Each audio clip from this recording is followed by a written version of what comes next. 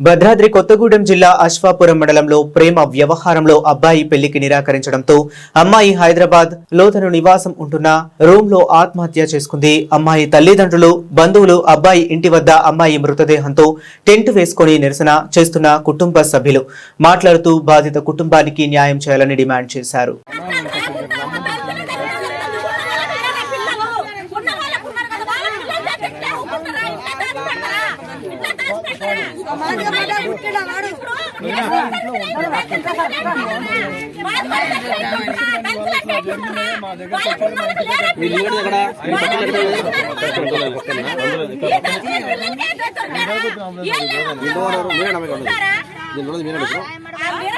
వాళ్ళతో పాటు ఇక్కడ ఎవరు మీరేనా?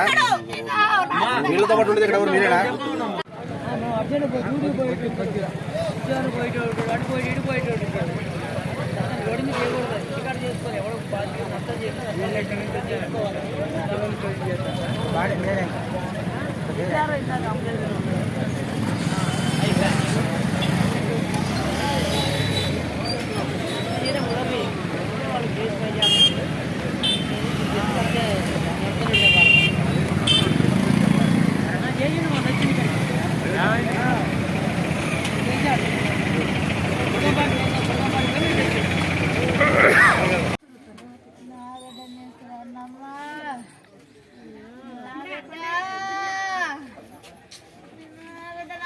మాట్లాడిన బిడ్డమ్మ 6ంటికే చచ్చిపోయిందని ఫోన్ వచ్చింది. ఏం కర్మ వచ్చిందా? హాస్టల్లో ఉందా? వాళ్ళ ఇంట్లో పెట్టి ఐస్ బాక్స్ పెడతాం, ఐస్ బాక్స్ పట్టుకొస్తాం అంతే. ఇంట్లోకి వెళ్ళి కదిలేదు లేదు వాడు రావాలి.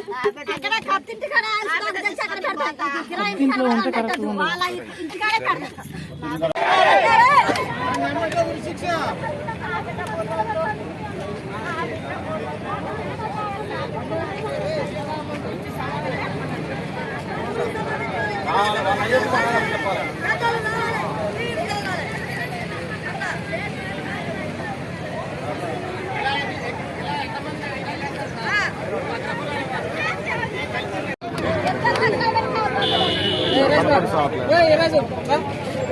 మళ్ళీ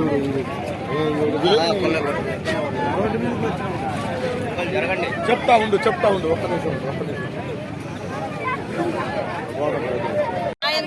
న్యాయం అనేది మాకు జరగట్లేదు. ఒక అగ్రకులానికి సంబంధించిన వాళ్ళకు సంబంధించిన వాళ్ళు ఇదే ఒక దళిత అమ్మాయిని మరి వాళ్ళ కులమోళ్ళు ఇలా చేసుంటే ఈ అగ్రకులమోళ్ళు మా దళితులు వాళ్ళ అమ్మాయిని పాడు చేసి మా దళిత కులం అబ్బాయి ఎక్కడైనా తప్పించుకొని ఉంటే ఇమ్మీడియట్ గా ఇప్పటికీ పట్టుకునే వాళ్ళు. కానీ ఈ రోజు ఈ అమ్మాయి చనిపోయిన ఇన్ని గంటలైనా కూడా అతన్ని పట్టుకోలేకపోతున్నారు. అదే మా అబ్బాయి అలా చేసి దాక్కుని ఉంటే ఇప్పటికీ 1 గంటలో పట్టుకునే వాళ్ళు పోలీసులు. మరి పోలీసులు ఎందుకు పట్టుకోవట్లేదు? అంటే వాళ్ళకొక న్యాయం, మాకొక న్యాయమా? అంటే దళితులు బ్రతకకూడదా? ఈ అబ్బాయికి ప్రేమించేటప్పుడు ఆమె దళిత అమ్మాయి తెలియలేదా?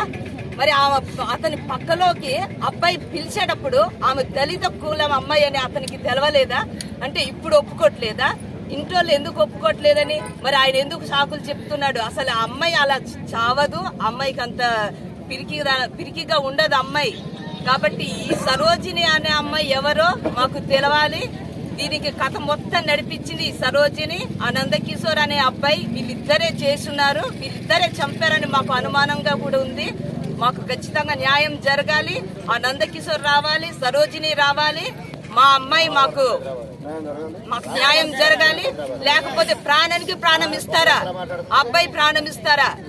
మరి డబ్బులకి దళితులు అంటే డబ్బులకి అమ్ముడిపోయే వాళ్ళ? అంటే వీళ్ళకి భయం లేదా? ఒక అమ్మాయి దళిత అమ్మాయిని చంపేసి వీళ్ళ డబ్బులకి ఎంతకైనా వీళ్ళు ఒక రేటుకు వస్తారని వీళ్ళని ఎట్లా పడితే అట్లా చంపేస్తున్నారు.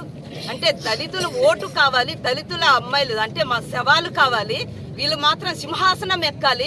మేము మాత్రం వాళ్ళు అంటే వాళ్ళ జెండాలు వాళ్ళ కాలు పట్టుకొని వాళ్ళు అంటే వాళ్ళకి నమస్కారం చేస్తూ మేము బ్రతకాలా? అందుకే మాకు న్యాయం జరగాలి. ఆ నిందితుడిని మా ముందు తీసుకురావాలి. జరిగేదాకా మేము పోరాడుతుంటా, మేమైతే ఆపము. పోరాటం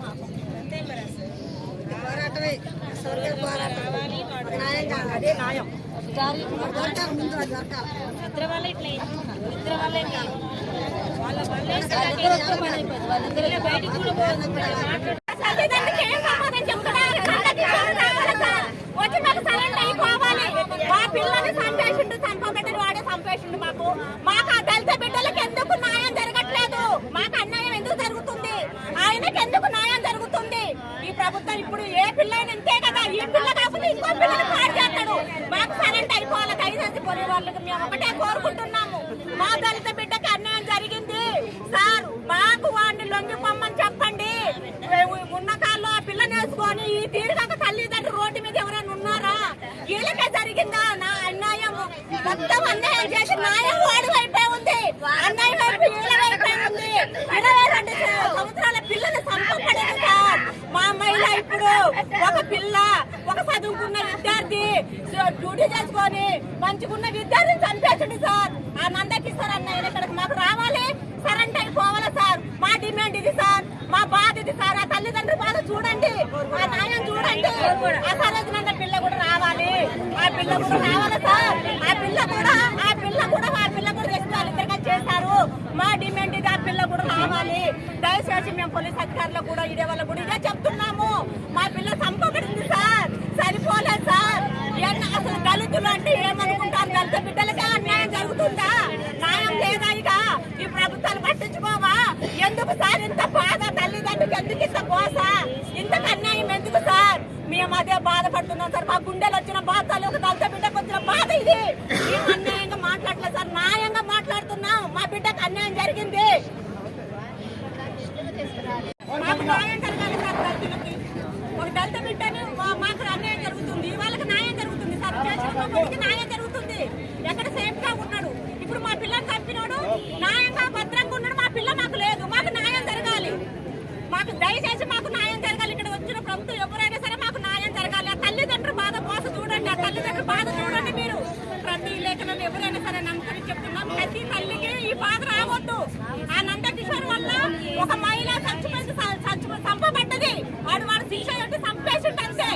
ఇప్పుడు ఆ పిల్లకి మాకు న్యాయం జరగాలి, ఆ తల్లిదండ్రులకి న్యాయం జరగాలి.